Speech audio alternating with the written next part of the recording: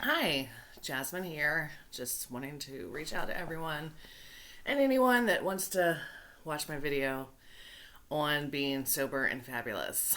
And today I feel like is a really important video because I'm not feeling so fabulous today. In fact, I've had a really off day physically, just not feeling good. And I often remind myself that I'm still in my first year of sobriety. So they talk about the post acute withdrawal symptoms when you're in rehab and how they can last not only up to a year, but up to 2 years, sometimes even 5 years, I think. So I always take that into consideration. And sometimes I'm just not feeling good. So I listen to my body, I rest. I did that today. And there's still a part of my mind that second guesses me doing this. And it's frustrating because I know that I did the right thing by resting today. But because I was addicted to sleep and ignoring my problems, it's just like this little, it's not a big voice, it's a little voice that's like, don't get sucked back into it. And I know that I won't. I know the more time that goes by that I'm sober and that I keep building new neural pathways, healthy neural pathways, that voice is going to get smaller and smaller, or it may stay with me always. It may just be a constant reminder as to what I did before so that I don't go back into it. When I say I had an addiction to sleep, I that's how I dealt with my problems. Besides drinking and using drugs, it was definitely sleep was my go-to. It was a place where I didn't have to think about, what was going on, but I was also physically so tired. And that all changed when I started opening up about my addiction and my alcoholism. And then as I started opening up in therapy, as I started opening up in journaling, as I started doing my affirmations, I'm just a firm believer in all of those things coming together and also learning how to sit with bad feelings.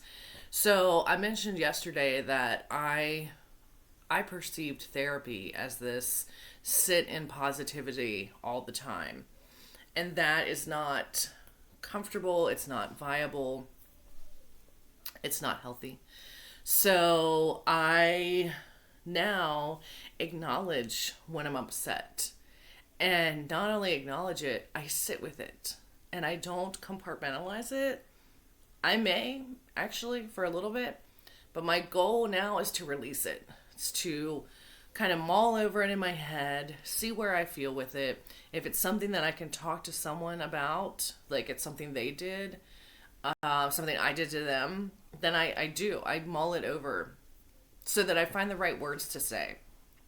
And it's still hard for me to speak up about myself. And as much as I'm a talker, I know that's weird and shocking, but it is. It's true. I'm finding my voice, and I've been working on it for the past 8 months, and it's a really beautiful thing.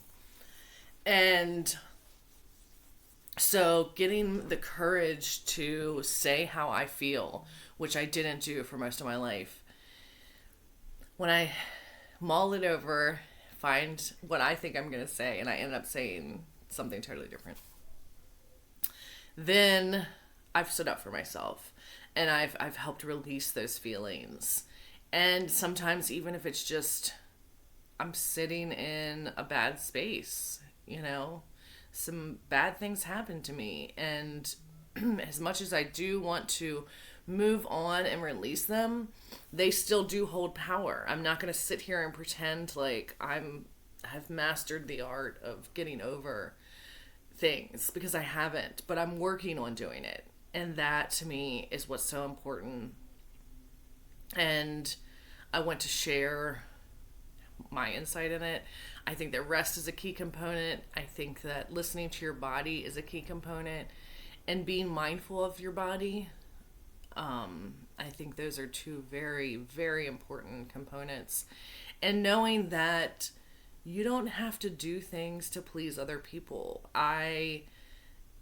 There's a way that people pleasing can just, it can look like you're not people pleasing, if that makes sense. Where everything you're doing is to make it seem like you've got your life together. That's not our goal. That's not my goal in life. My goal is for me to be happy. And so if I take a day to myself, that's okay. If I take 2 days to myself, that's okay as well. It's about acknowledging who I am, where I am, being just in this place of, what is it? An attitude of gratitude. And I'm so very grateful. There's not a moment that goes by in my life that doesn't come to the forefront, because I am a blessed person. I have food, shelter, and water. Those are the 3 main things that you need: food, shelter, and water. I have that all the time. And then I have all these extra things. And I'm really working on trying not to get caught up in the material world. It's very easy to do.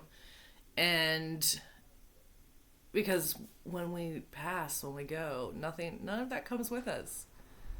So I think I'm going to cut it off there. Just be mindful. Again, if you feel the need to talk to someone, to a therapist, reach out to people around you. Try and find a therapist online or in your area. And again, if you're struggling with sobriety, alcoholism, drug use, please reach out to a rehab facility or an aftercare facility. They're there to help you. Have a wonderful day. Thanks. Bye.